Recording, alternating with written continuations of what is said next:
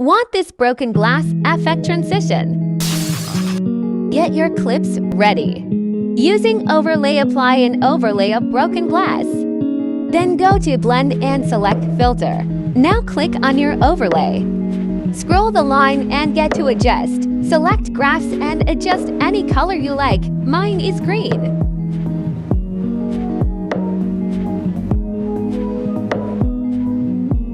To make the glass breaking sound effect, import the audio from the video, then trim it and add it where your overlay starts, like I do in the video.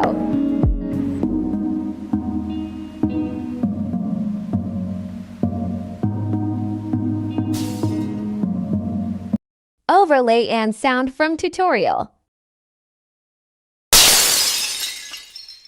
My result.